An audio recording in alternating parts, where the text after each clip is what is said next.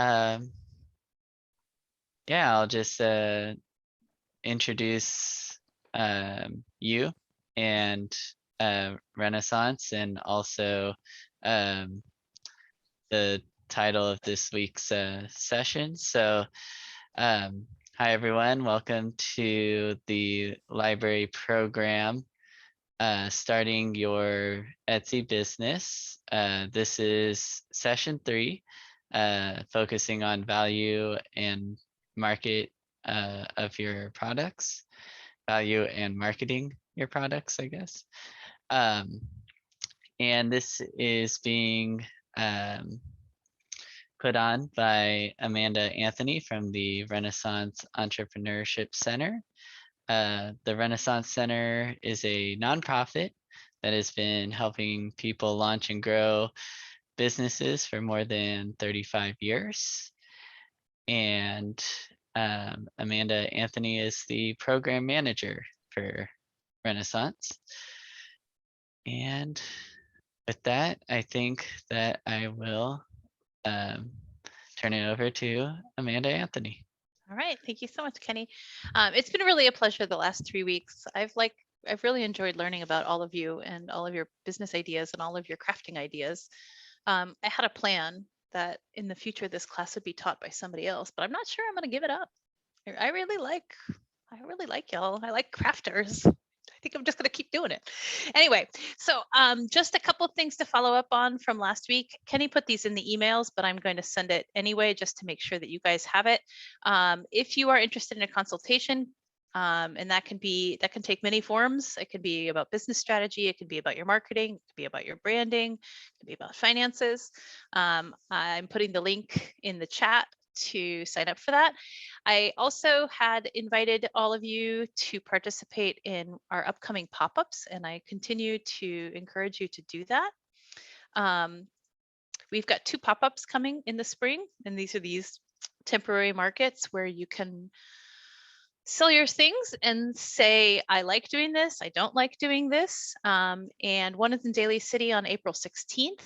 That's going to be kids and families primarily. And then we're going to have another one in South San Francisco at the Economic Advancement Center on May 7th, which will be probably kids and families, but like also a lot of people who are not kids and families and are young couples and people walking through South City on Saturday mornings. So that is an invitation to join us. And if you do decide you want to join us, I would be happy to have you. I will share an event that might help you think a little bit more about how to prepare for this, which is called the Pop-Up Accelerator. This is a class that will help you think about how to set up your table and talk to people and what kind of permits you need. Because if you do decide to participate in this, you will at least need a temporary seller's permit, which will allow you to declare the income that you made and say that you were doing everything correctly, so that in case any tax collector comes to our pop-up, you can be like, hey, here's my temporary seller's permit. So that's that. So I'm putting these all in the chat. Erin, who teaches our Pop-Up Accelerator class, is really amazing. So even if you don't take the class, hopefully you'll get to meet him at some point. So with that, I would like to start by talking about and recapping our work. We have been talking about how to be an entrepreneur. We've been talking about defining what sets us apart. I have had many offline conversations with many of you about your businesses and, you know, what you want to achieve and where you're feeling. That's one of the reasons I wanted to think about those SMART goals. Understanding the rules and regulations of operating on Etsy. It doesn't mean that you have to choose Etsy, but Etsy can be a really nice platform for getting started because it takes away the effort of having to create your own website. And, you know, Etsy is the recognized brand for craft businesses. So if you are going there and you use the right keywords, then you can really elevate yourself especially combined with all your other marketing efforts. And so today we're going to talk a little bit about how to price your goods, how to value your goods, and how to market them specifically. So we talked in the first week about who is your target customer, what are your channels, how are you going to treat this customer, what is this relationship going to be? But today we'll really talk about what's your marketing plan. And without further ado, reaching your target audience. All right. So you guys have these buyer personas in your mind. And if you haven't developed that buyer persona, continue working on it. And again, you want to start thinking about how many buyer personas you want to target, right? Because each one can be great, but each one takes their own amount of work. Sometimes you can do the same thing for different people. Sometimes you can't. And so you really need to think about what that looks like. All right. So when you have your marketing plan, it is a sub-component of your full business plan. So you're going to have your organizational background. You're going to have your mission and vision. Those may go somewhere else in your business plan too, and that's okay. But just so you know, if you're not creating a whole business plan, at least try to think about, who am I as a business? What is my mission? What is my vision? Because that will also help you think about who your buyer persona is, right? If your mission is to help people from underserved communities, you're not going to go to Silicon Valley tech pop-ups and sell to them. Like, by and large, that's not going to be your target audience, right? So if your mission is this, you need to take actions that support that mission. Then we've got our customer analysis and our target audience. We started doing this a little bit when we started talking about our buyer persona. As I said, make multiple ones. We haven't really talked about competitor analysis. So that is something that I really encourage you to do. We won't talk about that too much today, but go on to Etsy, see what other people are selling. Because you can see how many they have available. You can see what their top sellers are. You can see on Etsy kind of like what other top things are selling, and see what appeals to you. Look at their photos. How do they present the thing? Do you like how they're presenting that thing? Doing that competitor analysis will help you, because it'll help you understand not only like what you can do, but what you don't want to do. All right. We have talked a lot about unique value proposition. We'll talk today about your promotional plan. We'll talk about conversion and referral strategy. We talk a little bit about joint ventures and partnerships, but not a ton, but it is something to think about. Okay. So when we talk about our promotional plan, this is thinking about all the ways that, going back to that conversation about channels, that we're building awareness and giving people a chance to evaluate our product. All right. We promote ourselves through events. We promote ourselves through social media advertisements. As you can see, there's a big note that says, this is also part of your digital marketing plan. There's lots of sub-plans, right? Your promotions may come from partnerships, but you really want to be careful about what you give away and how you can be a part of that. You don't want to be with a person who ultimately will bring shame to your brand. So you got to think about that. Flyers, right? How do I represent myself when I'm passing out information? If I'm passing out information to people in an event, or if I'm passing out things in the mail, or if I'm just on the street. It was really interesting. There's a business in South City that came to our pop-up, but was not in our pop-up in December. And he was giving flyers out about his business, which was fine. But the flyers were not like super compelling. Lots of text. Like, I was not going to sit there and be like, what is this? Like, you got to have people's attention pretty fast. And so you want to think about what that looks like. Affiliate programs. And so this can be something like, if you buy X so many times, then you get X. Or if you get this from one of these places, you can get Y. And then coupons. And so I will mention one thing that you are more than welcome to join once you have a business that accepts credit cards. But even if you don't have a business that accepts credit cards, since you guys are all living in San Mateo County, I do want to tell you about this. It's called the Choose Local app. Choose Local San Mateo County. I'm like sort of a super user. I work with the county on this as a Renaissance employee, trying to get more businesses to sign up for it, but also to get people to sign up for it. And basically you get points when you shop at local businesses. It's like linked to your credit card, so you don't have to do anything to get the points. And then once you have the points, you can use the points to spend in other businesses. So like it will not work on Etsy. So like kind of take this as a side chat because it can't do it through third-party payment processors, so like third-party organizations. So if you buy from a local business through DoorDash, you also wouldn't get the points. But should you decide to not do Etsy and do your own website and take payments with credit cards, you would be able to do this. So as both a business and a user, you can save money too. And then coupons. So, coupon is sort of like an old word. It's like, I don't think about people really clipping coupons in the way that they did when my mom's generation was growing up.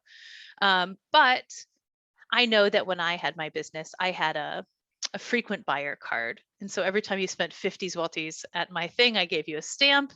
And when you got 5 stamps, then you got 5% off. And when you got 10 stamps, you got 10% off. Or you could do something where people who bought bought something from your site, the next time you buy, that you get a 10% off code. Latifa and Wander, you both mentioned that was something you had received in a purchase, and then that worked. Well, that's great, right? Then that customer is already happy. You're already happy and you're going to buy again, right? Absolutely. So thinking about those are all promotional tools, right? You told us now about this person. You have done the work of promoting her or him or they, right? So that's great. That's part of your promotional plan too. All right. So I have an example of promotional plan. This is for a whole bunch of different things. So it doesn't exactly, it's not for one product, okay? But you might have something towards your Facebook audience. Like, who is your buyer persona who goes onto Facebook? Your promotion name might be 12 days of sales. Your call to action, what do you want them to do, right? What's your key message? Join us as we celebrate the holiday season with 12 days of sales, right? What kind of content do you need in order to promote this? Words don't work online. They don't even work on Facebook. So if you need to create a video, if you need to create a graphic, what does that look like? And then what other notes do you have for yourself? Like, when do I want to launch this? Who should I tag in this promotion? Is there somebody I can use to talk about how great my product is? And then say, if you use such and such code, you'll get an extra 10% off, right? So this is everything that you possibly could need in order to have your promotion. All right. A lot of us think about this stuff naturally. And then there's something that you miss. So I'd have an idea for something, and then I was like, I'm going to write this, and I have it. And then I'd be like, oh, right, I have to translate this into like 2 or 3 different languages. Well, how long is it going to take you to translate that into multiple languages? Maybe you don't need to translate it, right? But if you do, how long does that take you? Do you have anybody look at it? Do you need to wait on a graphic designer? So when is your target date? Maybe that could also just be its own column, is launch date. And so then you can work your way back. Okay, your target audience. You're a gym. You're selling workout routines online. You're looking for new customers. All right. And you're like, well, yeah, I'm online, but I want these people to come over to my studio whenever it's safe. So it's going to be called virtual gym. And it's sign up for our virtual gym, join us for a weekly workout session. We're going to post it around the neighborhood. And then we can say, oh, if you come to our virtual session, you get 10% off our whatever, right? So you can have a call to action that's like sign up. You can have a call to action that includes a discount. You can have a call to action that just makes it easy for people to click. All of those things. All right. And then your current customers. 1 hour of free consultation. All right, sign up for 1 hour of consultation. How do I get people to take that action? Okay, thank you. Here's our gift to you. Right? Oh, well, that's exciting. Like I did this thing and now I get this thing. Right? You need a graphic. You're going to put it in your newsletter. You can also talk about where you're going to put it. As you see in my last two here, like for the new customers and current customers, I didn't say where I'm posting this. I didn't say where I'm sharing it. I didn't make a list of what I'm doing. You need to do that in your promotional plan. It'll help you be more organized, and it'll also help you reuse content. Because once you've done it once, if you decide to repeat that, you don't have to reinvent the wheel and be like, oh, what did I do last time? Oh, I think did I click that thing? I don't remember if I clicked that thing. You just have it all. All right. And that is really, if we're talking about building systems to help you be a more effective entrepreneur, that's a big thing. And so, when I talk about Etsy, a lot of these things are going to be driving people to your website. It'll be driving to your Etsy website so that they can buy something. But on your Etsy website, you may have a special that is like buy 2 products and get 10% off, or buy 2 products and get free shipping. In which case, you're going to need to be able to say that somewhere, either in your ad or in your flyer or on your tag, something like that, right? So that it really gets to them. The beautiful thing about having a website is that it makes it really easy to drive people to it, right? A lot of businesses don't have websites still, and that's okay.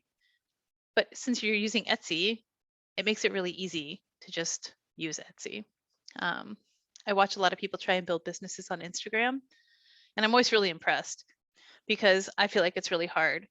I mean, you're kind of reaching a broader demographic already because people can search by your hashtags. And so somebody in Canada might find your product and be like, that's super awesome. And then you have to think about like, well, how am I going to get my product to that person? And when you have the intermediary of like Etsy, just like go on here and order it, makes it a lot easier than you being like, oh shoot, how much does it cost to ship to Canada?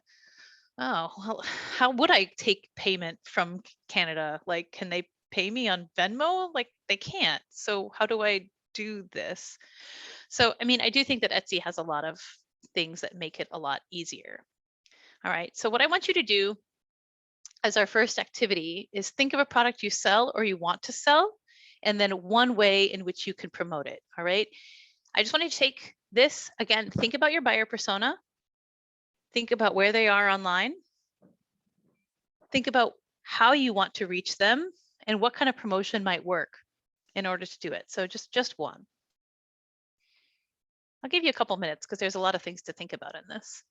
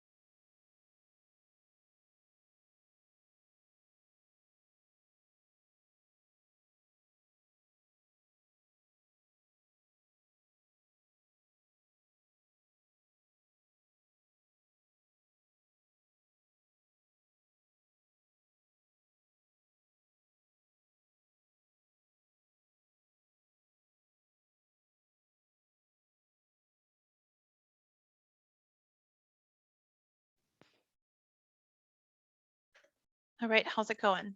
Do any of you have a start of one promotion? So it's not a whole plan. It's one promotion. Yeah, I do. Okay. Tell us about it. Okay, so my target audience is on Instagram, and if I look at my own Instagram stats, the vast majority of the people are from San Francisco. So it is a local Nice. group. Okay. I do not have a promotional name yet. That's gonna be, I have to think about that. My call to action is to commission a print. Okay. And the key message is get a personalized piece of art of your garden. Oh, I like that. I like Yeah. that. And so people can be like, oh, I love this plant that grows in my garden. Yeah, or I love this combination of plants that grow in my Mhm. garden right now. The graphic would be samples of my best work Mhm. to show examples. And my notes launch on Instagram on XYZ date, since I don't actually have a date for this yet. Mhm. Yes. Cool. Make sure you add who to tag, right? What hashtags to use so that you make it really easy for you to make that promotion. Mhm. Instagram also has the option of having a shop. I don't think that you can shop with commissions, but you know, you could Yeah. also put a price so that people can know that it's like from $50. I mean, it costs $50, but like Yes. from. Yeah, from this much. Yeah. Mhm. Okay, that's a good idea.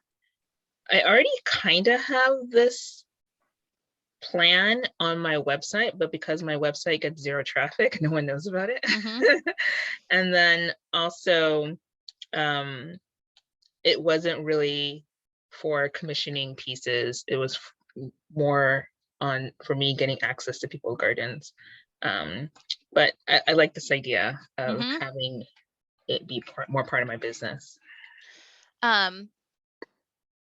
I mean, the other thing, yeah, since you're talking about this, actually, I think you could still have two different promotions, right? Mhm. One could be, give me a chance to do a print of something in your garden and I'll give you a print for free. Yeah, Or, that's exactly what it for is. 50% off or something like that. Or if you have stuff in your garden that I already know, then I just do a print. But that could be really cool. In Instagram, if you've used link in bio or Linktree or Milkshake, those can also be a good way of driving traffic to your website. So when I did a social media consultation, I had to do my own for the Renaissance page. She told me about Milkshake, which I kind of like a little bit more than Linktree. Okay. And I will just share you. Yeah, I don't know what Milkshake is. This is useful for all of you guys. So you know what? I'll just show you on my phone. Actually, you guys go to, hold on a second. I don't even remember what our Milkshake link is. Shake.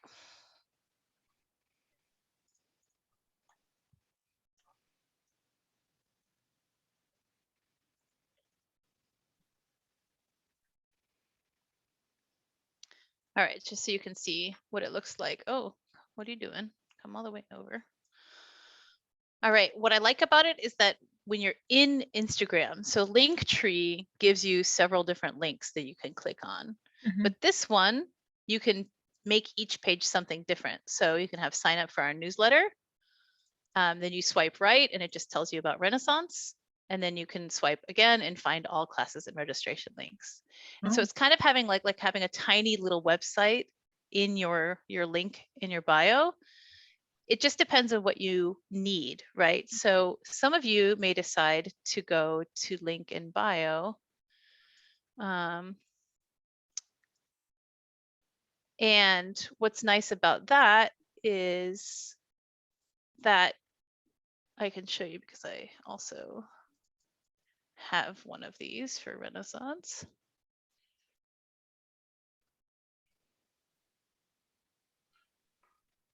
So if any of you are using Instagram, this can be really helpful. What link in bio does is it mirrors your Instagram page with what is there, and then it has links that you add through the Later app or however you want to do it, and it'll send you directly to it. So we stopped using it, as you can see, but what it does is that it mirrors what was there in our feed, and then when you click on the thing within your link, it takes you to the page. So if you're trying to sell a specific product, link in bio can be a really nice option. You're only allowed to have one link in your Instagram, so you have to choose what you want. And we also tried Linktree. Our main office uses Linktree, and it's not something I hate. It's just a little bit different. If you have a lot of links that you want, let's hope that that's the password. If it has a lot of links that you want to drive them to, so you have your Etsy site, you have your own website, or you have something else, then you might want to use that. For us, we only had really like the calendar. And so I was like, well, seems kind of silly just to have a calendar link and contact us. It didn't feel like enough. So, for Linktree, I would say you need to have a little bit more content so that it's actually meaningful. So those are 3 options. I'll just put those in the chat because I didn't put them in this document, but I think that they are useful. So Linktree, link in bio through Later, and Milkshake. Those can all be good tools. All right. Does anybody else have a promotion that they want to share? I know some of you have your ideas. I see Barbara's come off mute. Yes, I hope that means she's going to share. Okay, I do have one. Okay. This would be, I'm going to have Facebook and Instagram be the same. I want them to point to my Etsy site. So it would be grand opening on Facebook or Instagram, because I've already got my shop and everything, but I've never gone out to all my friends on either of those. That's a great idea. Yeah. And it's like, okay, check me out and help me celebrate. That would be the, what was it, the promotion name? Oh, that'd be the call to action, I guess.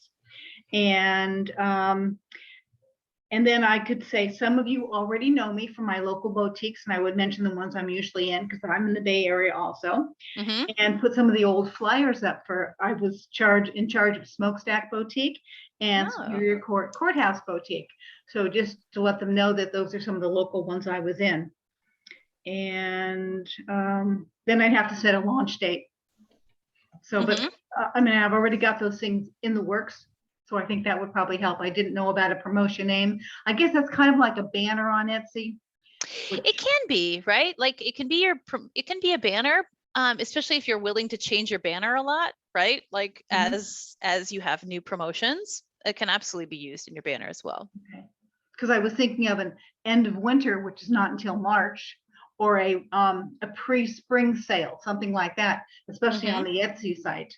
And then draw people that way, and then just connect it with Facebook and have my Etsy website down there, and my on both Instagram and Facebook. That's what I thought. And then I looked at my hashtags already. No one has my hashtag, so I would be a first for it, and I thought that'd be really cool.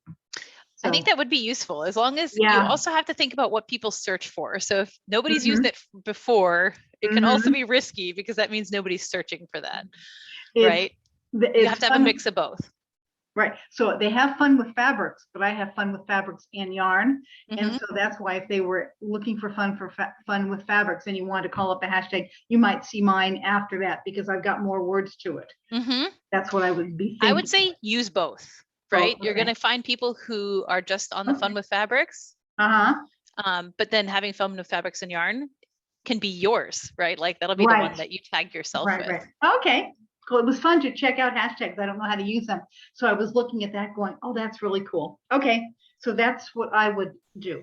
Okay. So the one thing I will say is that your promotion is check us out. Yes. Your promotion is just like, hey, we exist. We're back. I think that your call to action is we're back, check out our new collection or something like that. Oh. Or, buy something from our new collection, or check out, get something from our new spring sale. Because checking it out, if they go and they click on your website, like, are you really satisfied with that? Or do you actually want them to buy something? Huh. I like Right? everything I have up there. Something might appeal to them. I don't know. Well, that's true. I mean, you Yeah. can also, if it's about buying, great, but it can also be about like, hey, tell us your favorite product, right? Okay. Go visit and tell us your favorite product, because that way it gives them an action too. Gotcha. Or like, you remember how we were at the Smokestack Boutique? We're back. Go onto our new Etsy site, the grand opening of our Etsy store, and pick out, tell us what your favorite new product is, or your favorite other product was. Right. Oh, excellent. Okay. Cool. I see a chat.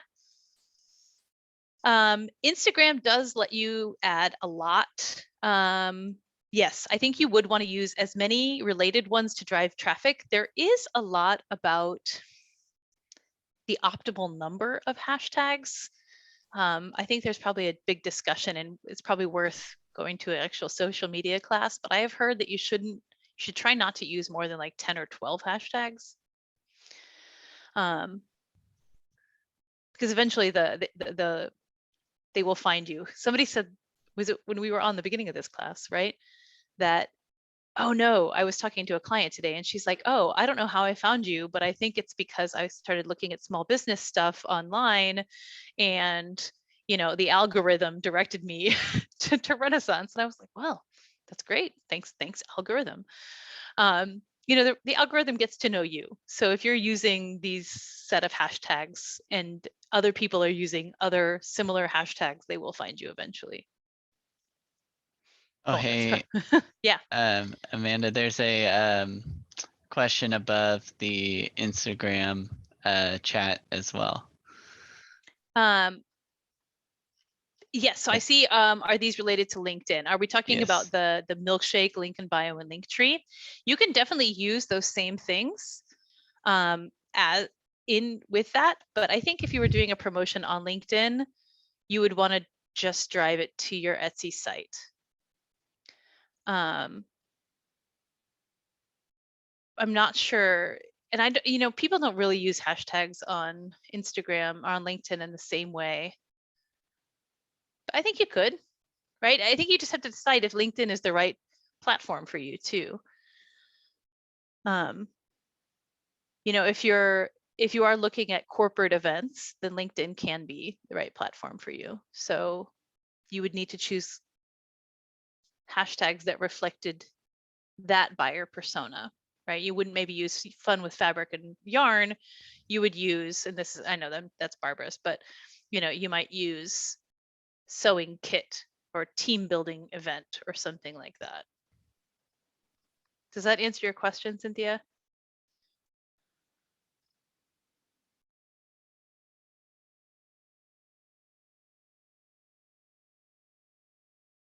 Okay, super.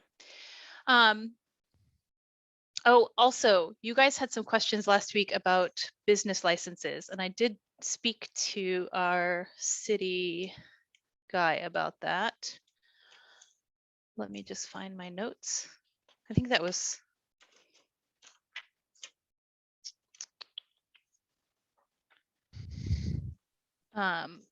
the answer was, what was the question? That's the question. Today is the 14th, so that would have been the 7th. All right. If you're doing movie reviews, do you need to get a business license, was the question?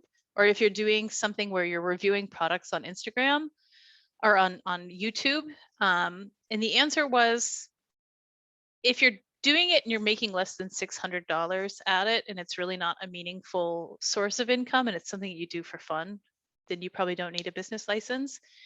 If you're doing it and you're getting, tens of thousands of dollars somehow from YouTube referrals, then you should probably get a business license.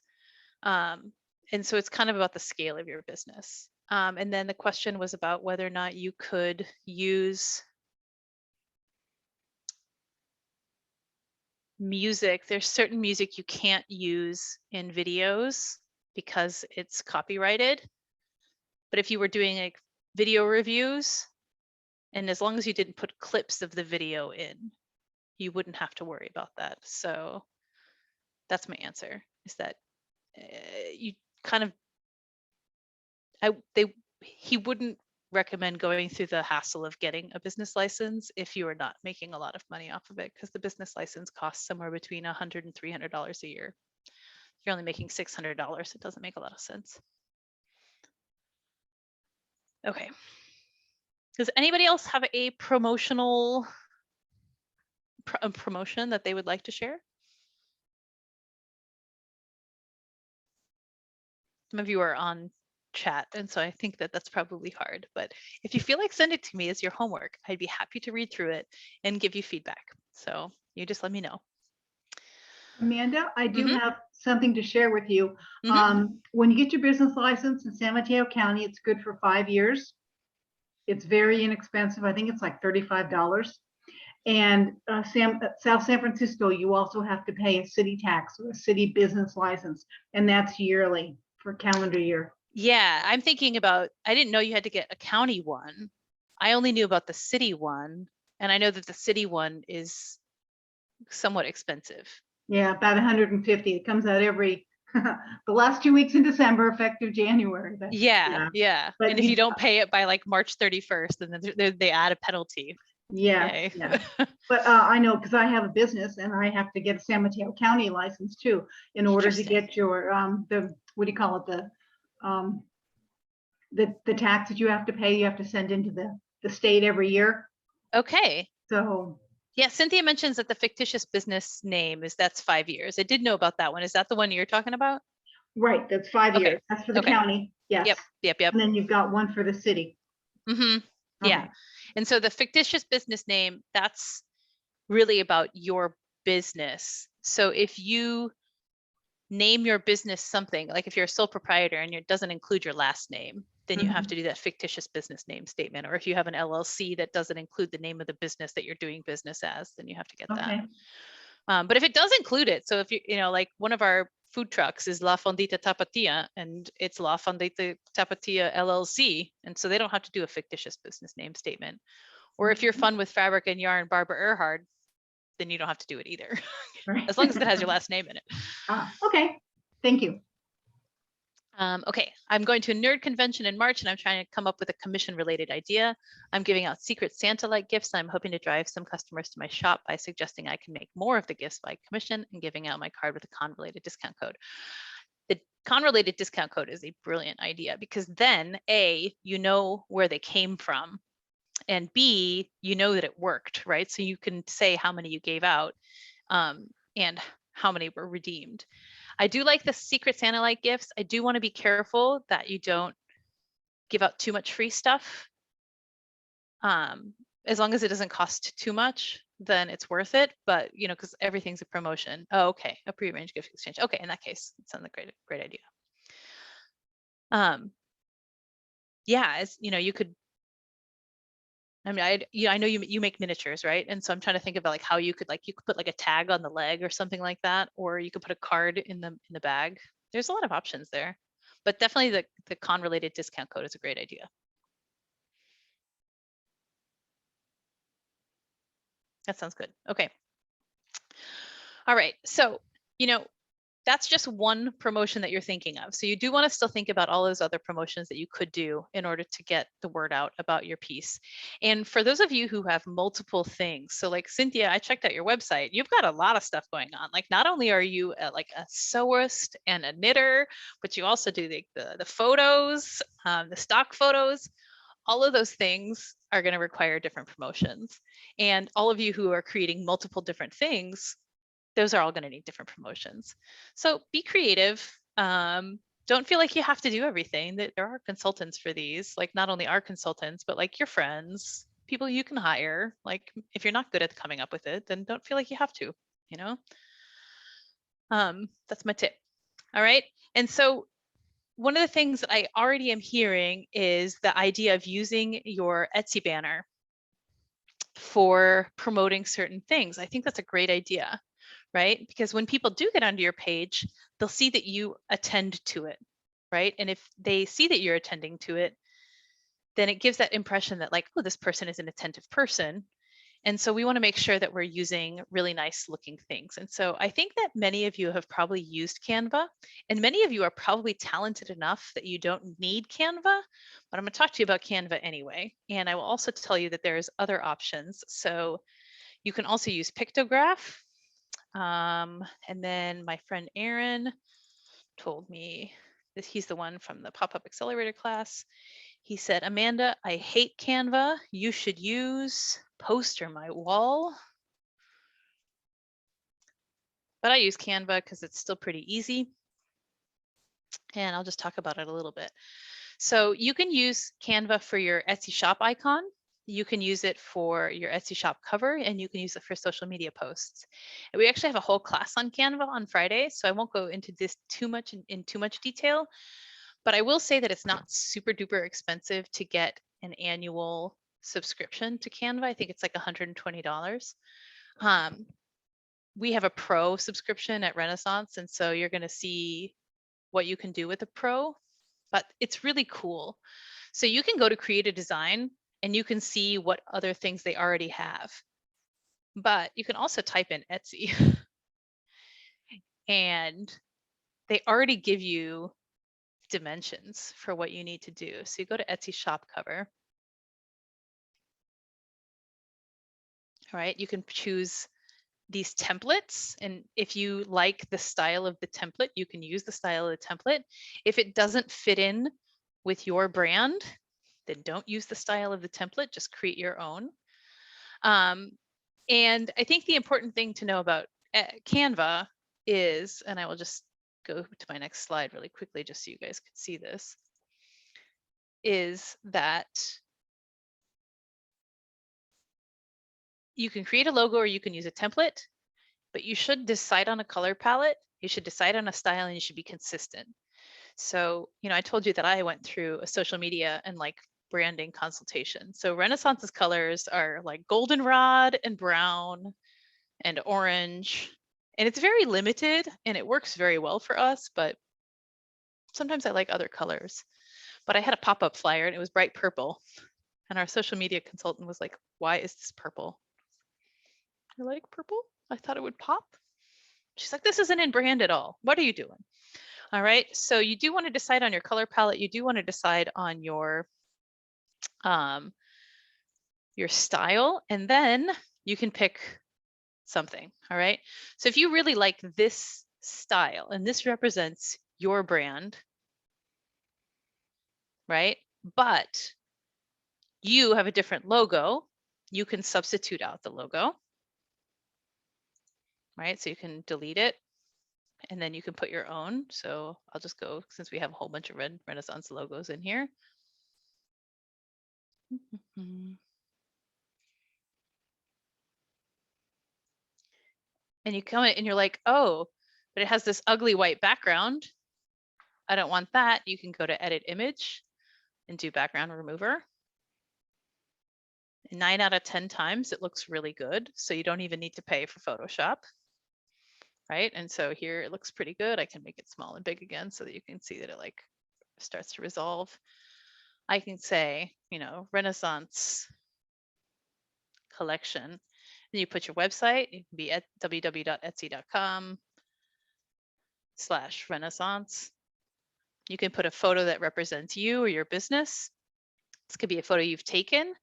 If you do find that there is something that would work for a stock photo, you can also use stock photos. So business owner. Yeah, you can put that in there. There's a few things just to think about when you are designing. This is something that I think a lot of early and first-time designers don't realize. And I'm not a great designer, but I did at one point in my life design newspapers. And, you know, one of the things is give your words some space, right? Make sure that they're kind of balanced. Like this right here is a little bit too close. So if I was really going to use this, I'd probably put that more like there. You want to make sure that the page looks balanced. You want to make sure that each thing can breathe. So just some small design tips. Have any of you guys used Etsy in the past or used Canva for design in the past? I've not really, I mean, I've played around with it, but I've never really used it for anything significant. On mine, I found a cute little girl that looks like me and she's holding bolts of fabric. And I said, that's mine. And there's an old fashioned cupboard near her too with other sewing notions on there. So perfect. Yeah. Right. I mean, that's I'm happy with it. I love it. Yeah. And the other thing, I mean, like I said, I mentioned something about the colors. So you can upload your color palette. So you can see that our Renaissance brand kit, these are our colors, right? This is the Women's Business Center colors. These are the things that we should stick to when we're using. And that can also really help, especially if you're giving this design piece over to somebody else, is to say, here's my colors, stick with these fonts, stick with these, this representation. I don't want to have I don't want any pictures of these kinds of people or any pictures of this kind of product because I don't want people to mess up what I represent and what I sell. And so having that brand book, I think, is also a really important piece of having your piece. The other cool thing, and I've only started recently learning about this, and I will just show it, is that it's really easy to make videos within Canva. I would not have guessed this. But my social media consultant gave me a little tutorial. I'm still not good at it, so please forgive me. But you can take like an Instagram story, and so that already has the format of what goes into a story. And you can put a template, for example, so I can have like an event template of some kind. Okay, and I can make that in a template. And then you can animate each one of these things. And when you animate them, then it becomes a video. And then you can add a second page and you're like, oh my God, I totally want to do these things. Right. And so National Pizza Day is now animated. And now I want to have this come out. Right. And now our video is bigger. And then I want to go and I don't want pizza on this page. I want to say order your pie. Something like that. You can make it smaller. Now,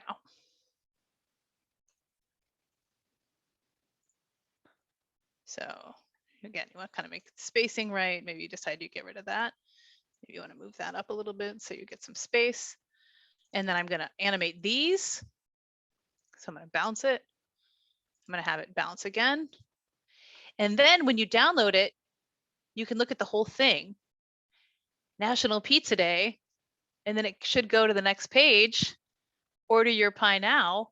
And all of a sudden you have an Instagram reel or a small video that you can use on your Instagram or your Facebook or your LinkedIn.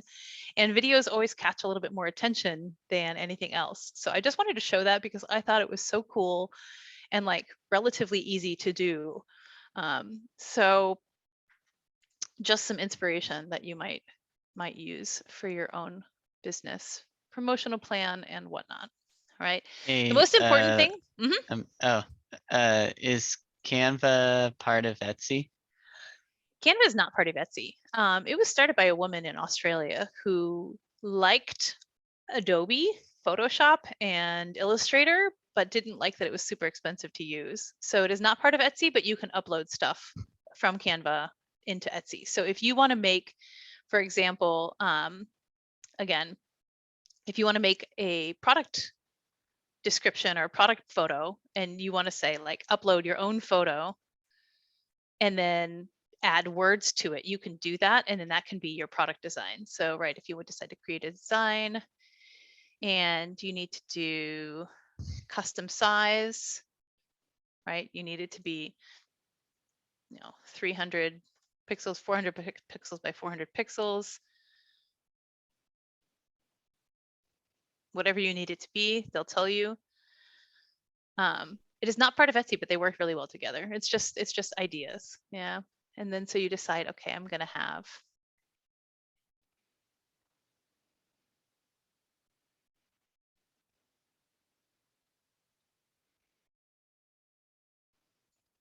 a big circle.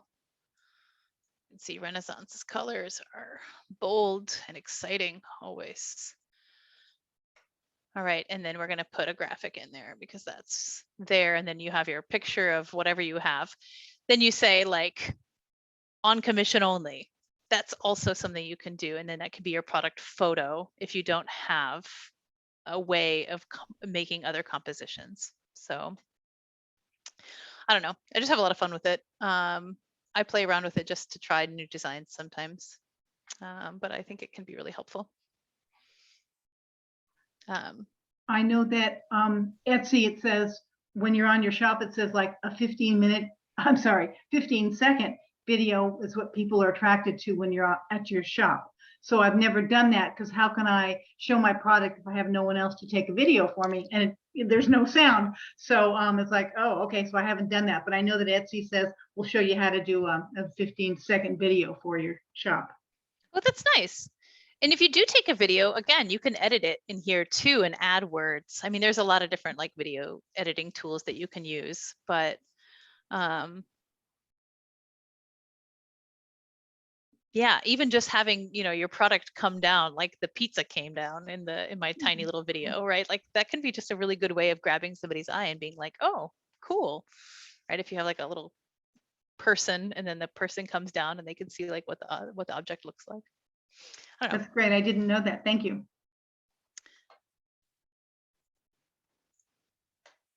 All right. And so with Canva, we'll just move on because I think there's a lot to do. You know, one of the other things we were talking about was conversions and referral strategies. And so that promotional plan can really help with that. One of the things that I found most useful about the social media consultation I had was it was only not about social media. It was about our conversion and referral strategy. And I had been putting a lot of time into Renaissance's social media. And, you know, my consultant was like, and how many referrals have you gotten from that? And I was like, I don't know, but I'm out there. She's like, how many hours are you spending on this per week? And I was like, I don't know, probably like 5 to 10. And she's like, and if you have 0 referrals, like, is that the best way of spending your time? Right? You do need to have a presence online because it helps people see you and find you and see what you make and see how you sell, right? But it may not be the best referral strategy for your particular business.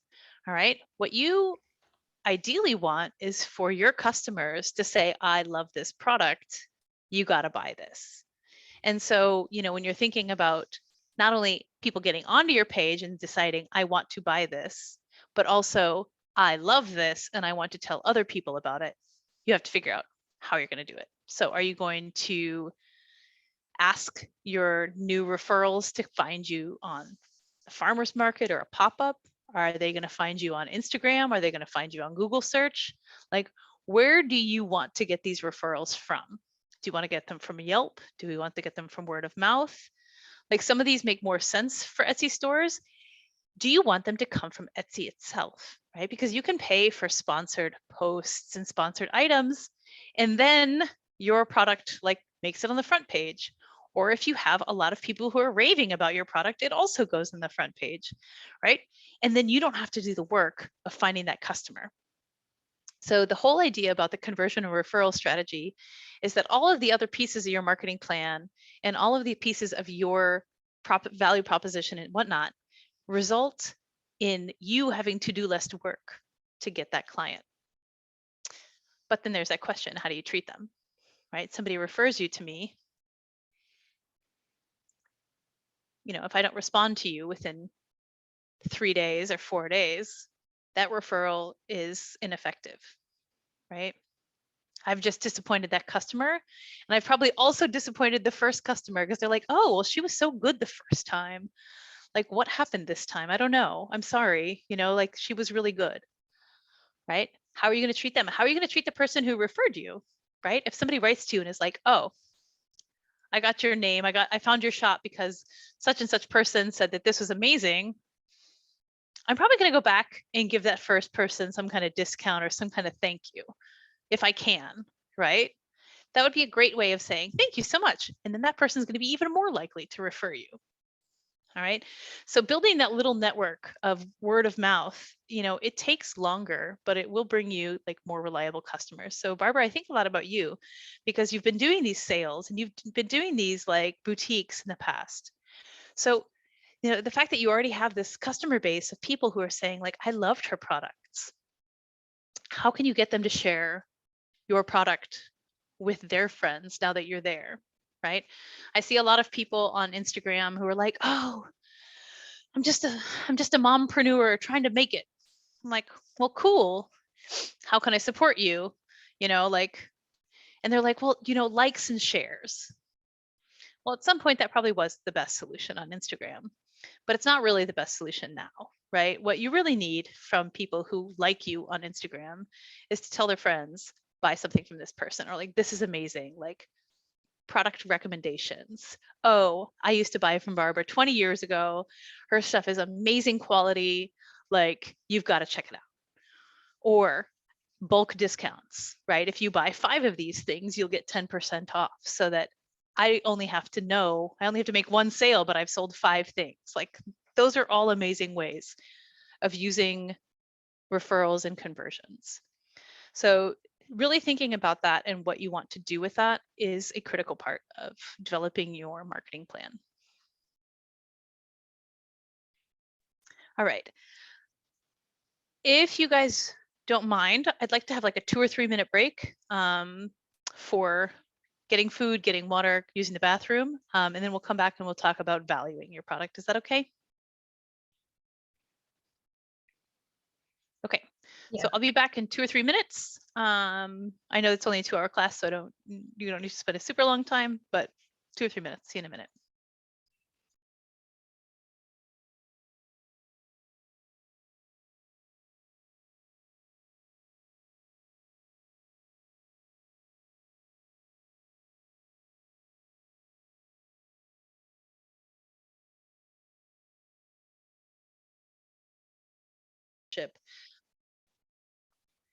I would also love to know that. So I haven't personally used Etsy, so I don't know. And I tried to set up a sample shop for this class, and then I was like, oh, what if I waste a name that was really good for a sample shop? So I didn't do it. So I would love to hear from other folks who have used Etsy more extensively than I have. I don't recall.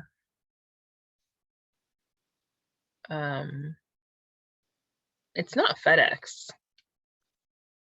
It's not. Okay. Yeah, because I hate FedEx, and it's not FedEx. Can I ask why you hate FedEx? Do they just not deliver well in your neighborhood? They're just always late. They give a recommended time that they anticipate the product will come, and it's never there on that time. And then they don't update it on the website, so you're like, okay, is my package lost? Like, where is it? Like, I have no idea. My husband's a FedEx package handler, and he'll just tell you that they're very understaffed. No, that's not like I'm making excuses. It works very hard, yeah. But he says that it's kind of chaotic there sometimes. I'm sure it is. And he says that the Tracy session is like the worst in the Bay Area, and that they're like the inbound. So I was like, oh, well, now I got all the gossip on FedEx. Yeah, I don't recall who. Maybe it's UPS. Wander is saying all of hers are through USPS, that you can select FedEx specifically, but it's never come up as like the top option for when she's choosing. Mm-hmm. A friend of mine works for a new company. Let me see if I can find what that company name is. And actually, I didn't mean that. I mean their inner platform. Because you can choose if you want FedEx, you can choose if you want USPS. I use USPS, but there has to be a platform that they use, such as ShipStation. because I think I've seen that in their advertisement saying Etsy uses us. And I'm going, oh, really? Because I have a website I have to set up myself. And I found Pirate Ship, and that reacts just like Etsy on my own website. And I thought, so it's like their internal website that they use, or their internal platform that they use. We as users of Etsy can select who we want to go through. But that's why I didn't know if it said someplace, Yeah, I don't know. That's a really interesting question. I will tell you that my friend just started working at this, let's call it startup, called ShipBob, which sounds like it'd be more the back end of logistic things, but it may also work. I like have no idea. I just know that he's really excited to work there. He says it's really interesting. So just another option. On my website, on the Etsy website, I do use USPS. Okay. So, and that they work really well with their mailing labels. It's so easy. I just go in the post office and drop off my package. It's already labeled. It's great. No more standing in line. I really like it. That is really nice. But and I've noticed that like in like the office in Huntington, at least, because that's the one I go to most often. That's like San Bruno, but oh yeah, me too. They just have a spot where you could just be like, if you don't need to talk to anybody, here's the spot where you drop off your packages, which is nice. Exactly. So, but it's easy to use. It's just their prices keep going up. It's now $6 for a package, and I've got reasonable prices, and $6 for shipping is quite a bit. So I was just trying to find something else. Anyway, I don't know that there's going to be cheaper prices for shipping anywhere these days, except that it's promotional or if you do it in bulk. So I remember when I had the business, if you committed to so many packages per month, then it would be cheaper because then they would know that the business was coming. And she had like 200 packages per month that she shipped out. And so for her, like each package was only like $11. But for me, when I use that same service as a intermittent user, it was like 15 or 17 for the same thing. So you may look into, I don't know if they're called subscription options or if they have some sort of like bulk discounts, but that's not an area that I'm an expert in for sure. But when it comes to pricing, I know a little bit about that, partially because I did some of it wrong. So let's talk about it. All right. So before we get to the question of how much does this thing cost, you got to think through a few other things. All right. First of all is your key resources. What does your business need in order to run? So what do you need in order to run your business? But what kind of tools does your business need in order to run? And this can be your physical assets. So this can be an office if you need it, right? When I was doing ceramics, like you can't do that at home. I have carpet. Like you can't do ceramics at home. So if you need to have a space for that, where is that space? How much does that space cost? If you need computers, if you need a Cricut machine for cutting out stuff, other machines, right? What are your physical assets that you need in order to run your business? If you need a sewing machine, like that thing is going to break at some point, or you're going to need to get it fixed at some point. How much does that cost? All right. What kind of human resources do you need? That's not only you, but it's the person that you're asking about permitting. It's going and spending time learning about your legal options. It's if you hire somebody, how much they cost, right? What does that look like? If you decide to do any sort of branding or copyrights or patents, that doesn't work for most of our businesses, but that doesn't mean that it couldn't, right? So if you decide to do that, how much does that cost? How much is that worth investing in? You know, do you have a really cool logo that you, or a name that you don't want people to steal? How much does that cost? And then financial. So credit costs money. So if you need to take out a loan for any of this stuff, how much more are you paying because you have to pay that back? Like those are some of your key resources. All right. Then you got to think about your key activities. All right. What are the most important things you need to do to make sure your business succeeds? And this, I wrote that you need to consider your unique value proposition, because if there's special things that you do that make you separate and unique, those also cost more money, right? I have people who use specialty bags. A specialty bag costs more than a basic bag. So how much does that cost, right? Your key resources. If you don't have an office space, then you may need to go to a print shop to do your printing. And if you do that, how much does that cost? All right. So what is your unique value proposition? What are your key resources when you're thinking about your production? Are you producing everything by yourself? Do you have templates? Are you partnering with somebody? Is somebody cutting out the pieces for you and you're sewing them together? Is this something that you can do while you're doing something else? If you're going to hire somebody, it's not only the time of hiring them that is a key activity, it's finding them, it's training them, it's making sure that they can do all the things that you need. Like that takes time, right? It's an activity. And if you're spending time on that, you're not spending time on production. All right. So you really have to account for that in your time.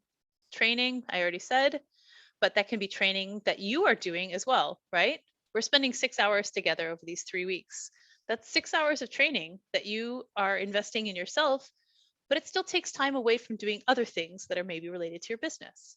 Okay, marketing and sales, this is a constant thing. So how much are you spending per week on designing Canva, making videos, making posts, thinking of captions, searching for new accounts to follow, making connections, looking on YouTube?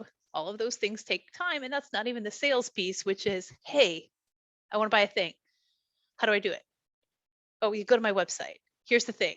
Well, oh, there you have a lot of things on your website, on your Etsy site. Like, how do I find the thing that I want? And then you go and you search and you send them that link. And they're like, oh, cool. And they ask you 5 more questions. That sales transaction takes time. So, but it's a key activity. All right. Website or platform building. You don't have to build the website, but you do have to keep your stock updated. So if you need to add new photos, if you run out of a product, if you need to add more product, if you add a new product, all of that takes time, and then problem solving. So as you said, Barbara, you're looking for a cheaper option. Searching for the cheaper option takes time. All right. So I want you guys to spend a little bit of time thinking about what are your key activities, what are your key resources. I have up here in the header your key partnerships. That's something that doesn't apply so much in this class. So really, let's think about these key resources and these key activities. All right. I want you to spend 3 or 4 minutes really writing that down. Everything that comes to mind. I think you can come up with at least 5 to 10 for each without even thinking really hard.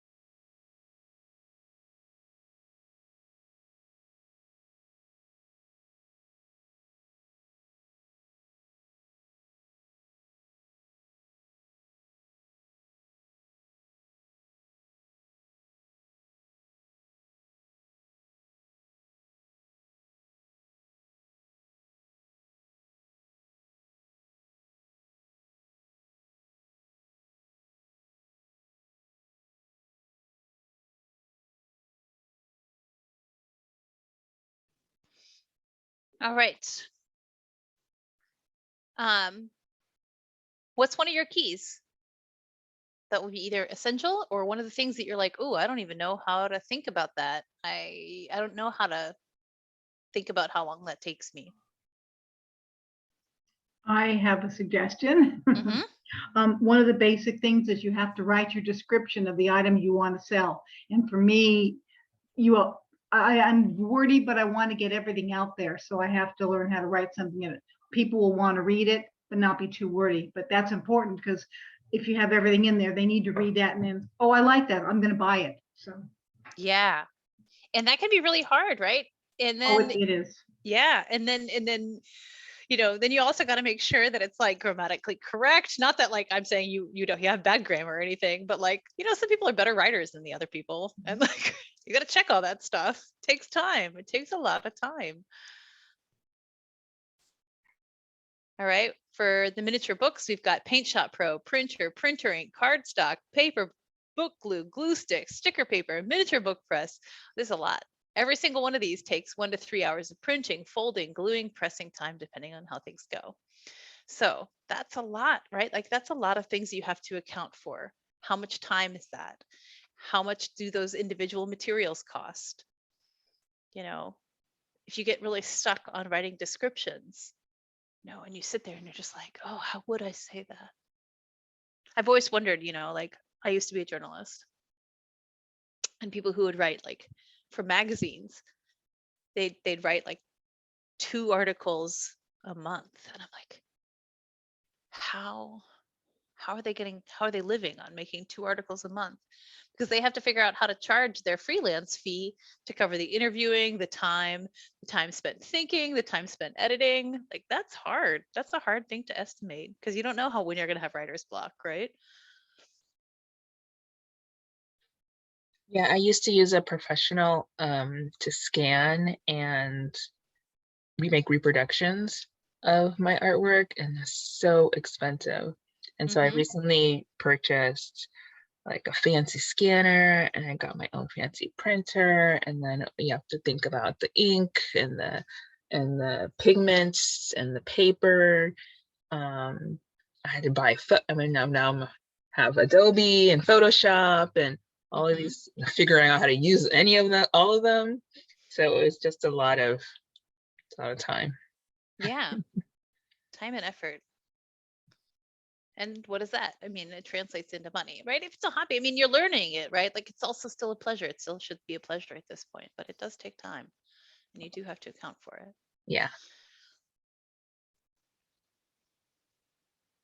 All right. We did talk in the first week also about commissioned products, and if somebody wants specialty type of fabric or yarn or something like that, that also will cost a different amount, right? And so when you're thinking about your key activities, when you're processing commissions, that's a piece of your sales, right? It's a piece of your marketing, it's a piece of your sales. But you also need to think about how you can streamline the information so that you don't spend hours upon hours going back and forth with a client only to have them dissatisfied in the end because they feel like they didn't get the thing that they wanted or the thing that they had in their mind, right? And so figuring out your processes for commissions can also be a big piece. Taking photos, preparing items for mailing, buying the items that you need for mailing, right? Thank you note, company pen, envelope, postage scale. Yeah, those things all cost a lot of money, right? And then it sounds like you don't have to wait in line at the post office anymore, but I'm sure that if you had to, or if you've had to in the past, like, before Christmas or before other holidays, like you're just standing there forever. All these people are mailing everything. This is taking forever. So accounting for that time too. I had a friend who owned a ceramic studio in Poland. She made really beautiful porcelain. And the packaging that she used was very expensive. And she spent a very long time packaging the product so that it wouldn't break, but also so that it would look very nice. And she was very gentle with everything that she did. And it took her a very long time to pack one thing. And I was like, oh, now I understand why your thing cost $200, however many zlotys, right? Because it just took her a long time. But it came out in the way that she sold it. You know, it was part of her unique value proposition, was this really beautiful eco-friendly packaging that also protected her thing. All right. And so then we finally come to this discussion of costs. All right. You know your key resources, you know your key activities. Those each cost things. And then you also have to include all the other things that you think about that cost, your rent or your mortgage, if you need extra space, your payroll, if you're going to pay somebody, if you have an accountant, for example, it's not payroll, but you're paying somebody to do something. Any sort of things that you need for the manufacturing process. So if you, for example, do screen printing or you get specialty fabric made, you know, getting that kind of work. Keeping inventory. How many of those things do I have? Do I have a system for keeping this? If I don't have a system, how much is it going to cost for me to buy a system? Do I have the space for a system? If I don't have a space for a system, where am I going to put this stuff? All right. We were talking in a food class that I was teaching a couple weeks ago about how you really need a lot of space to have your own like micro enterprise home kitchen or a cottage food business, because you have to keep supplies that you need in order to make that stuff. So do you, right?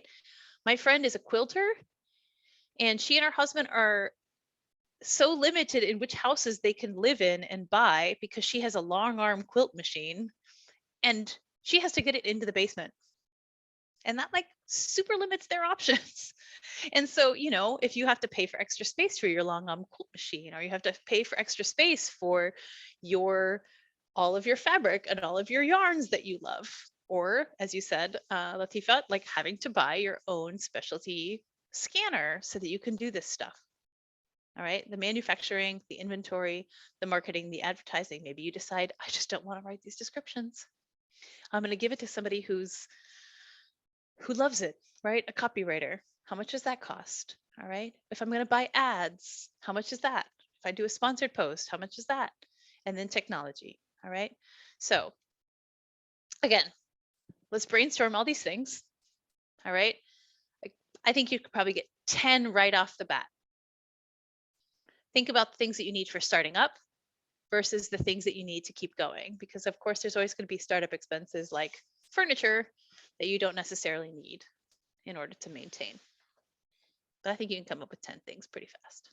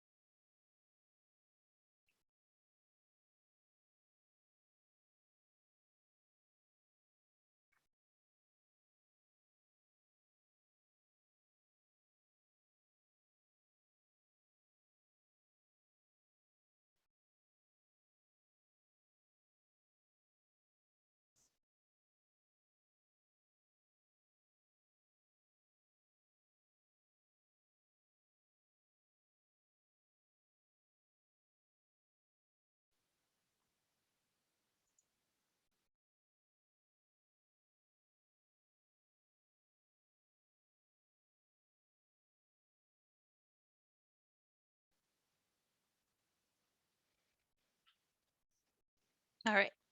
I would love to hear some expenses that you either will have or things that you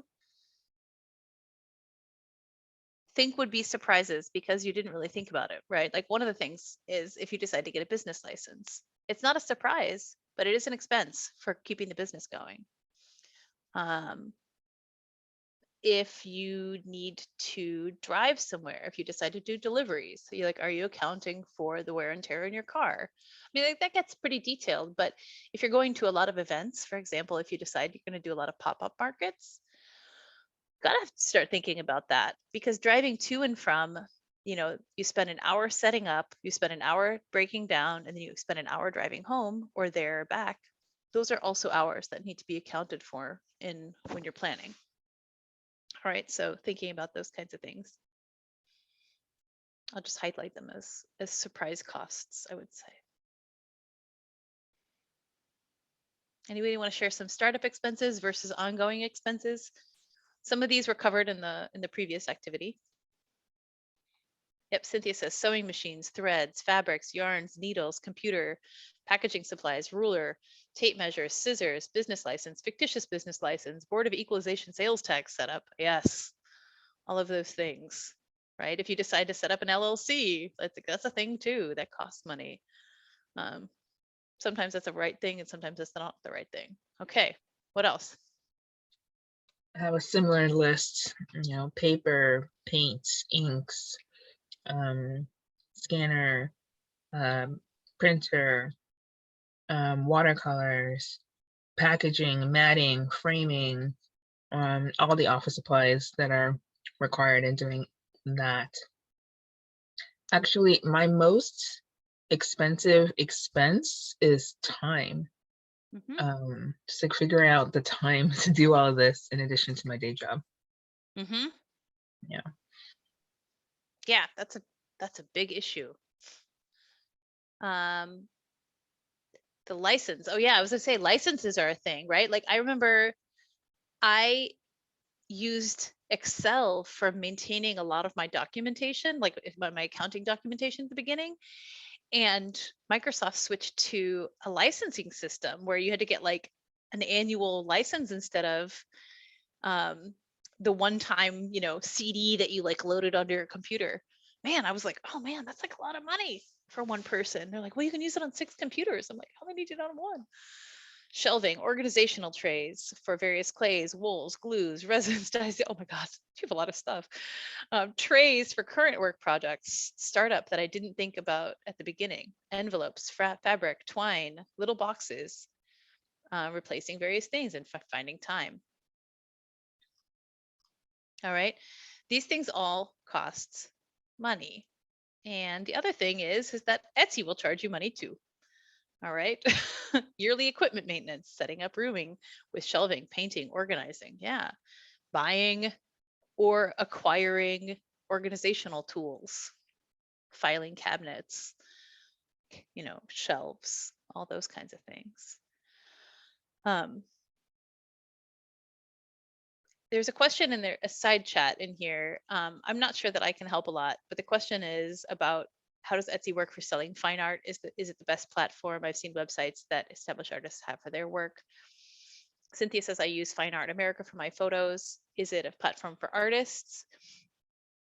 I don't know the answer. I do think that most artists who I have seen who are selling fine art have their own website, not on Etsy. That doesn't mean that they can't use Etsy, but the fees that Etsy would charge are probably a little bit high for somebody selling fine art. So that would be my suspicion, but I don't have anything to back that up. My artist friends sell original pieces through their own website and then print reproduction through Etsy. Ah, that makes sense. That makes a lot of sense. Cool. I have a question. Is creating your own website expensive? And to keep it up, is it expensive? It depends on how complicated the website is. But usually it's not that bad. So a yearly hosting fee is somewhere in the range of $70. You know, if you are updating it really frequently and you have to pay somebody to do that, that might be a little bit more expensive. But if you are not updating it too frequently, then it doesn't have to be that expensive. When I had my first website, the building of the first website was rather expensive, let's say $1,000. But then the maintenance wasn't that bad. It was just paying for the server and the hosting on an annual basis. Does anybody else have a website? Cynthia, you have a website, right?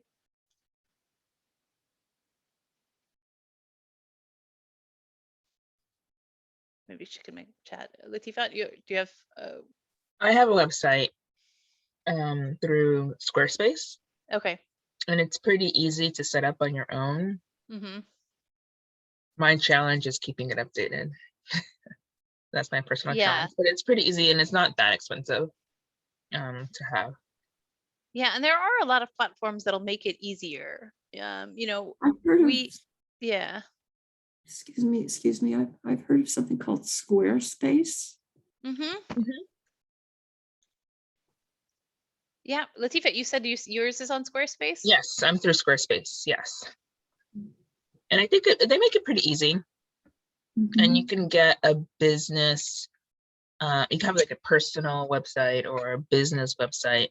And if you choose the business option, then you have commerce capability through Squarespace itself.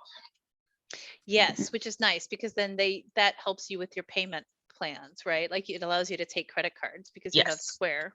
Yes. Thank you. I'll just put that in there. We have a Squarespace website workshop next week.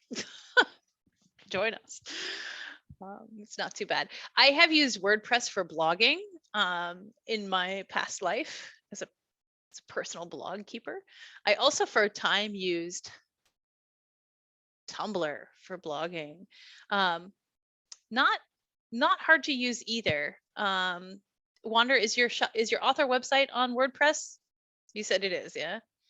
WordPress can be good for having shops. My colleague says that WordPress does require that you have a little bit more tech knowledge because there's a little bit more that you have to do. Not that it's hard, just that it requires a little bit more. But that Squarespace is super duper easy, so that could be a really good option. I do have a website that I'm updating, and I have a webmaster. And so in order to make it cheaper for me, he wants me to go ahead and put on the items like I'm doing on Etsy now, but it's a little bit more complicated. It's not WordPress, it's something else. So I really haven't spent the time to do it, but it was nice to have him in the very beginning because then he would do all that and I'd send him the pictures and he would put everything up. So eventually I'll be getting into more of that. Once I get my Etsy and Facebook and Instagram squared away, then I can do that. Yeah, and that can also help you know what you're advertising on each page too, and let you give a little bit more control. Like having a webmaster is a great thing. I had a webmaster for a couple of things, but like I needed to add events every month. And so he built out a platform for me to be able to do that really easily, which was nice. So it also depends on what platform you're on and like how nice your webmaster is. Like do they want to take a lot of your money or do they want to help you do this and become self-sufficient? I think those are two things as well. Sounds like he wants you to, Barbara, so I think that's great.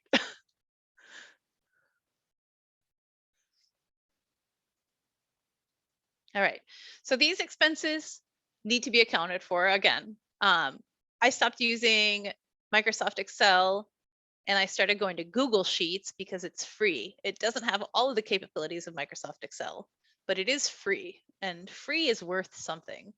So look for cheaper options. Look for options that help you get launched without cost if it's possible. I think one of the other things that I use a lot is buy nothing groups. And so you know, you can post things like in search of, or sometimes people will post like, I have a whole bunch of craft supplies that I will not use. Like, does anybody want this? Shelving is on there pretty often. In South San Francisco, there's a group called the Upper Peninsula Give and Receive Group because they don't want to be associated with buy nothing. They give away stuff all the time. And it can be really helpful for you just starting out if you're trying to not buy a bunch of stuff. Thrift stores can also be really useful if you're trying to keep your costs down. Just depends on what you need and what quality it needs to be in for you to get launched. All right, so that is going to be your task for this week. I know that we won't see each other again next week, but I do want you to kind of like write down as many details as you can about your costs. And then we'll talk very, very briefly here about how that translates in your pricing, okay? So you have to look at both your fixed costs and your variable costs, okay? And that is everything that you pay in a basic month. So if you have rent or you have a subscription fee that you have to pay every month, these are fixed costs. Variable costs are going to be like the materials, like how much do you buy for the things that you are making? You need to add what you want to earn. Depending on how much time it takes you to do things, you may not be able to charge even minimum wage for your work. And you have to ask yourself if that's okay, right? And then you're going to divide by the number of units you want to sell. I know that I'm making it sound really easy here. It is not that easy. I did create a quickie spreadsheet that I did want to share with you, and we can play around with it just so you guys can see it. I will send out this quickie spreadsheet. I have literally called it quickie spreadsheet, so do not expect something dramatic here. If you really need a financial consultation, I can do that for you. You will need to have all your costs, and we can talk about that. But quickie financials, Etsy. All right. For my workshop, I'll just make this as big as I can. Can you guys see that okay? I'm saying that with what I do on Etsy, it's going to cost me $1,000 a month because I need to rent a second bedroom, a room with a second bedroom, so that I can have that as my crafting studio. All right. So if you're living in a 2-bedroom apartment and you give over one of your rooms to crafting or an office, think about that as a cost, right? Because you can't do other things in that other room. All right. I've decided that I just want to make $1,000 a month for this. All right. Which means that it is a part-time business for me. And that's what I want. All right. I'm going to say that I pay so much for electricity. That's going to depend on what you make. When I had the ceramic studio, obviously my electricity was a lot more than $50 a month. Some months it was over $1,000. Of course, depends. Okay. Your cell phone and your internet. So if you're just doing regular stuff, your electricity is more or less a fixed cost. If you are having a studio which relies on how much you burn, then obviously your electricity is not going to be a fixed cost. Okay, then I just made a quickie sheet with variable costs. All right. I said that item 1, whatever this item is, it cost me $2 in materials. All right, it cost me $2 in yarn, $2 in paper, everything that I need, like the physical materials to make this thing. This doesn't include my startup costs. Everything that I need to make this thing is $2. Every time that I put a new product on Etsy, it costs me 20 cents. So if you do update your shop a lot, those little prices can add up. And then Etsy takes 5% of every single transaction. And so, the question is Etsy the right platform? Maybe, maybe not. Shopify also takes a percentage, so it's not like you just get out scot-free, okay? I see that my base cost, let's say, is therefore $3.20. How did I come up with that? What did I do? C10 plus D10 times F10. Okay. My base cost, is $3.20 because I'm selling this for $20. Ooh, a shipping transaction fee. I don't even have shipping in here. You just made things more complicated, Wonder. I accept that, but it is very difficult for me to do this in my quickie financial spreadsheet, but shipping is a thing, and you may want to add that just as a separate thing in your price. Okay. This price also does not include sales tax. That's added on afterwards, which is a nice thing that actually something sort of nice in America, because you don't also have to account for a sales tax, right? In Europe, you have to pay VAT, which is like into the price. It doesn't matter, whatever. I say that I'm going to sell this thing for $20. So the cost of selling that is $3.20, because it cost me $2 to make the thing. It cost me 20 cents to list it. And it cost me 5% of my price to sell it. Okay. Item 2, similar setup. Materials $4, listing fee 20 cents, Etsy fee $5. I'm also going to sell this for $20. So my base cost is $5.20. All right. Then item 3, similar. I just chose some number, 576, et cetera, et cetera. Okay. I project that I'm going to sell 50 of each one of these. If I do that, then my revenues are $3,000, because I've sold 50 at $20, 50 at $20, 50 at $20. Cool. I added up all my cost, which is these times the number of sales plus these. And it looks like, even after paying myself this $1,000 salary, I'm making a profit. Woo! But maybe one month, I only sell 20 of these. Then I don't make a profit, right?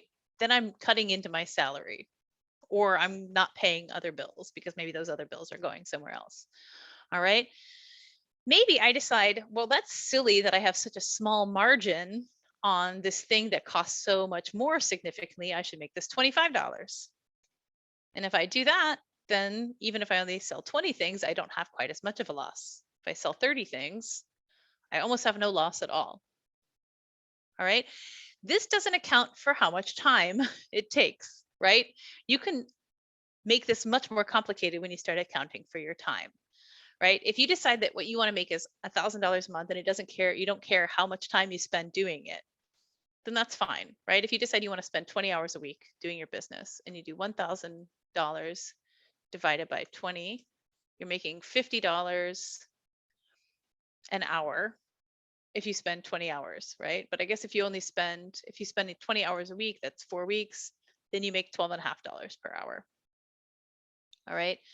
If you're spending a lot of time, but you're still only paying yourself $1,000, you can get this really low, right? If it takes you a really long time. So you may decide that for you, salary isn't a fixed cost. It's part of your materials, and you do 2 plus, you want to make $20 an hour, and it takes me 2 hours to make this. So my materials are significantly more. All right. And so if I want to make money on that now, I have to sell 50 of them. But I've already accounted for my business in here. All right. So I will send you the spreadsheet. Feel free to play around with it, right? This one has your salary built into it. If you put it up here, your salary is not built into it. So that's a bummer. You just need to figure out that maybe at $50, all of a sudden you only sell 2 of these. If that's the case, well, you're still kind of paying yourself, but maybe that's not the best way for doing it, right? You'd have to do that for each one. Let's say this costs $4 plus. It only takes you an hour, and you want to make $20 an hour. Maybe this one costs you a lot. It takes you an hour and a half. All right. If you have this and you're not selling very many of them,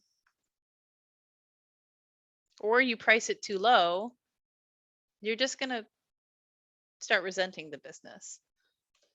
But if you don't sell very many, then you also might resent the business, because it's frustrating, right? So you need to find where the happy medium is between how much you pay yourself, how much the materials are, how much your price is compared to other things. I was talking with one of our clients the other day. She got super frustrated because she's like, ugh, Amanda,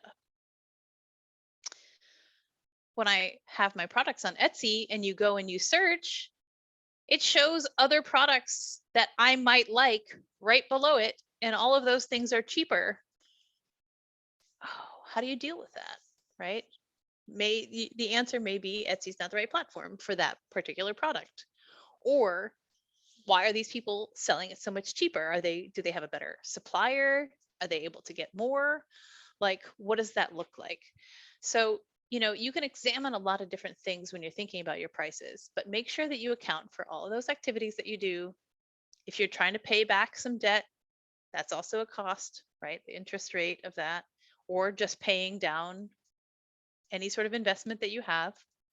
If you want to use your money that you've earned from your profit, that can be a different option, right? So it's fun to play around with this. I love doing it. If you get $2,000, then you can pay back your debt. But are you paying yourself? Are you paying for all your costs? Are you paying for all those things? All right. So with that, I've done all the calculations you show, except I never accounted for paying myself. But at the end of the year, when I do my taxes, that is the biggest risk that we make as hobby-based entrepreneurs. I wouldn't say hobby-based, right? These are arts, these are crafts. These take time and talent that not everybody has. And I think it's really important to start incorporating that earlier, Cynthia. And not only Cynthia, that's for everybody. How do I account for the time that I've spent doing this? How can I optimize the time that I'm spending doing this for the benefit that I get? So there's a woman, and this is a food business thing, so I'm not going to say that this is broadly applicable. She owned a hummus company, and some of the hummus she wanted to make in her house. And the hummus that she made in her house, not in her house, at a storefront, she charged the same price as the hummus that she used a co-packer to use, but the co-packer did it like way cheaper than she was able to do it. And she could only really distinguish the price by saying, like, this was like the chef's selection. She's like, but I never made as much money doing this thing as I did that thing. All right. So if you're really thinking about how do I pay myself, how do I do this, you're going to have a mix of things that take you a lot of time and are very detail work and crafty. And you're going to have things that you're going to need to be able to print really fast, produce really fast, so that you can get bulk numbers. That way you can balance out your time. Because even if you really, really, really want them to, there's only going to be a few people who are going to pay $800 for a quilt, even if that's how long it took to make it. So really trying to find a nice balance between the products you're selling and how you're making money. So your different channels can help you a lot, I think, in thinking about how to make your business profitable, if that's something you really want to do. So Cynthia, I saw that you sell like some of your photos as stock photos, and some of them are not stock photos. And so, distinguishing those photos which you're going to sell as stock photos, and then having the fine art prints that you're going to be selling, is an important business strategy. How do I sell these for this? I got these, I go out, I get some money every month from that, versus I want to be selling this for several $100s, even if it's a print. Okay. So with that, as I said, I'll send out this little spreadsheet. You guys can play around with it. I enjoy it because it just helps me think through the details a little bit. And maybe it will help you do that too before you get deep into the cost calculations. With all of that, that is what I have. Do you guys have any final questions?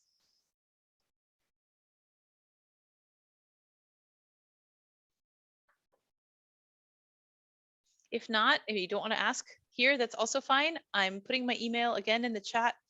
Please feel free to reach out to me with any sort of questions. Kenny also has my contact information. So just in case you don't see this or you lose it, no problem. I will send out a copy of the slides and this spreadsheet, just like I did for past exercises.